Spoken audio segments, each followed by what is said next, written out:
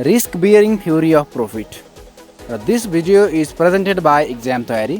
Exam तयारी भनेको चाहिँ क्लास 12 को स्टुडेन्ट्स जो फाइनल एक्जाममा जो एनएबी को बोर्ड एक्जामिनेसनमा राम्रो नम्बर ल्याउन चाहन्छ, ए प्लस ल्याउन चाहन्छ अथवा अहिले जति आउँछ त्यो भन्दा आफ्नो स्कोरलाई बुस्ट गर्न चाहन्छ उनीहरुको लागि मात्रै हो. एक्जाम तयारी is led by toppers for making toppers र कहिले पनि नबिर्सिने तरिकाले एक्जाममा कसरी गर्नुपर्छ, एक्जाम पेपरलाई कसरी लेख्ने हो, के गर्नु हुँदैन, के गर्नुपर्छ भनेर एक्जाम तयारीमा सिकाइन्छ र बेस्ट आन्सर चाहिँ हामीले एक्जाम तयारीमा तपाईहरुलाई स्टुडेन्ट्सहरुलाई दिइन्छ र त्यही कुरा हामीले युट्युबमा पनि यहाँ प्रेजेन्ट गर्दै छौं.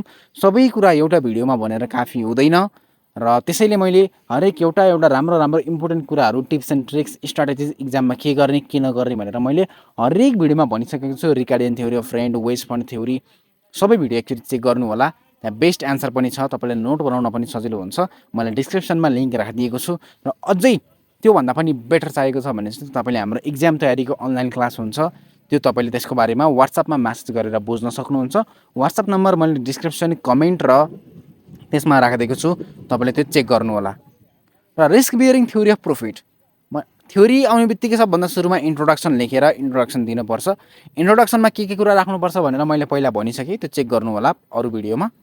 Risk bearing theory of profit was developed by an American economist F B. Hawley, जसको फुल नेम हो Frederick Bernard Hawley. In his book Enterprise and Productive Process in 1907 AD. This theory states that profit is the reward for bearing risk. नाममा भनेको छ risk bearing theory of profit. Risk उठाउनु नै profit हो रे, अथवा profit कति बेला हुन्छ जति बेला हामीले रिस्क लिन्छौं भनेर टपिकले नै भनेको छ र त्यही नै हो. यसले स्टेट गरे पनि त्यही हो है. Profit is the reward for bearing risk. According to him, उसले के भन्छ त, there is a positive relationship between risk and profit. जति रिस्क बढ्छ त्यति नै प्रॉफिट बढ्छ, जति थोरै रिस्क त्यति थोरै प्रॉफिट भनेर चाहिँ यो थ्योरीले हाम्रो बन्छ. र अब तपाईले फेरि अब यसलाई हेर्नु, इन्ट्रोडक्सन दिएपछि तपाईले एक लाइन दुई लाइन छोड्नु होला. किन? अट्र्याक्टिभ देखाउन पर्यो नि, टिचरलाई इम्प्रेसन पार्न पर्यो. तपाईको टर्मिनलमा पो मान्छे हेरेर दिन्छ, तपाईको फाइनलमा त कपी हेरेर दिने हो नि त. टिचरलाई इम्प्रेस पार्न सक्नु पर्यो. सो इन्ट्रोडक्सन दिएपछि एक लाइन दुई लाइन छोड्नु र सिम्बोलिकली भनेर त्यसलाई सिम्बोलमा लेख्दिनु. प्रॉफिट इज, यसलाई के भन्छ हाम्रो यो सिम्बल, के सिम्बल हो? ओ आई फरगट. जस्ट प्रॉफिट र रिस्कको तपाईले रिलेसनशिप देखाउन पर्यो. द्याट इज भनेर रिस्क बढ्यो भने प्रॉफिट बढ्छ, रिस्क घट्यो भने प्रॉफिट घट्छ भनेर तपाईले सिम्बोलमा देखाइदिनु. एक लाइन छोडेर तपाईको पान्ना पनि थोरै बढ्यो, अट्र्याक्टिभ पनि देखिन्छ. र अब यसलाई एक्सप्लेनेसन गर्ने पालो आयो. This theory regards risk taking as the main function of an entrepreneur. Entrepreneurले के गर्छ त? They coordinate all other factors of input. के हो? Land, labor, capital. कसले चलाउँछ त? एन्टरप्रेन्योरले चलाउँछ. के को लागि? To produce goods and services. र जब एन्टरप्रेन्योरले बिजनेस अपरेट गर्छ, क्यापिटलहरु इन्भेस्ट गरेर, उसले के गर्नुपर्छ? They has to face different kind of risk and they will get ready to bear the risk. के को लागि? In the expectation of profit. It is well known that every business involves some risk. There is no business without the risk. कुनै पनि business risk बिना अपरेट हुँदैन. र if the entrepreneur does not receive the reward, यदि एन्टरप्रेन्योरले आफूले काम गरे बापत, रिस्क लिए बापत कुनै पनि एउटा रिवार्ड पाएन, प्रॉफिट पाएन भने he or she will not be ready to undertake the risk. हैन, उसले यदि प्रॉफिट नै पाएन भने, रिवार्ड नै पाएन, केही फाइदा नै पाएन भने उसले रिस्क के को लागि लिन्छ त? लिदैन नि. The risk may arises in the business in different form. अब रिस्कको डिफरेन्ट फर्महरु हुन्छ, जसरी पनि आउन सक्छ, जे पनि हुन सक्छ. रिस्क भने के हो त? It has a different firms. त्यसपछि फेरि अब एक लाइन छोड्दिनु, सोम आर्याज भनेर है. एउटै लाइनमा कोचाकोच नगर्नु होला. तपाईले पान्ना जति पनि पाउनुहुन्छ एक्जाममा. फाइनलको कुरा गर्दैछु, टर्मिनलको हैन. तपाईले अट्र्याक्टिभ देखाउन पर्छ, टिचरलाई इम्प्रेसन पार्न पर्छ, बल्ल तपाईको अनि आन्सर पनि राम्रो भयो भने बल्ल तपाईको आन्सर राम्रो आउँछ, मार्क्स राम्रो आउँछ. सो रिस्कमा त्यति एक्सप्लेनेसन गरिसकेपछि हामीले सोम आर्याज भनेर तपाई यसरी नै यहाँ जसरी प्रेजेन्ट गरेको छ त्यसरी नै गर्नु होला है. सुरुमा marketing of product, replacement risk, unforeseen risk, failure of business र probability of being an outdated product. अहिले जुन प्रोडक्ट काम गरिरहेको छ पछि त्यो काम नगर्न सक्छ. जस्तै पहिला नोकिया एकदम चलेथ्यो, अहिले गायब छ. यो के हो त? Probability of being an outdated प्रडक्टको एउटा रिस्क हो यो। र अब हाम्रो यो थ्योरीमा टेबल र फिगर नभइसकेपछि हाम्रो कन्टेन्ट पुऱ्याउनको लागि के गर्नुपर्छ, क्रिटिसिजमलाई एउटा एउटा पोइन्टमा लेखेर हुँदैन, एक्सप्लेनेसन गर्नुपर्छ। त्यही भएर अगाडि हामीले इन्ट्रोडक्सनमा पनि अलिक थोरै गऱ्यौँ, सिम्बलहरूले प्रेजेन्ट गरेपछि पनि अझै हामीले एक्सप्लेनेसन गऱ्यौँ के को लागि, कन्टेन्ट पुग्दैन भनेर। किनभने यो आउने तपाईँलाई 5 नम्बरमा हो, 1.5 देखि 2 पाना त लेख्नु पऱ्यो। सो क्रिटिसिजम हामीले एक एक लाइनमा लेखेर कन्टेन्ट पुग्दैन, तपाईँले हरेक क्रिटिसिजमको पोइन्टलाई एक्सप्लेनेसन गर्नुपर्छ। र तपाईँले यदि एजम्सन पढ्नु भएको छ भने क्रिटिसिजम अटोमेटिकली आउँछ। कति बेला कस्तो स्टुडेन्टलाई आउँछ भन्दाखेरि जसले रिकार्डियन थ्योरी अफ रेन्टको भिडियो अलरेडी राम्रोसँग पुरा हेरेको छ र जसले इक्जाम तयारीको क्लास लिएको छ उसलाई थाहा छ इकोनोमिक्समा हाई गेस कसरी ल्याउने हो।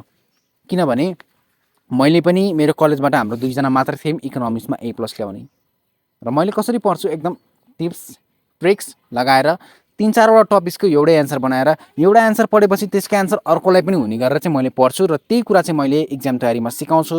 र यस युट्युब च्यानलको हरेक भिडियोमा कुनै न कुनै टिप्स स्ट्राटेजिजहरू लुकेको हुन्छ, त्यसैले तपाईँले स्किप नगरिकन चाहिँ हेर्नुपर्छ है।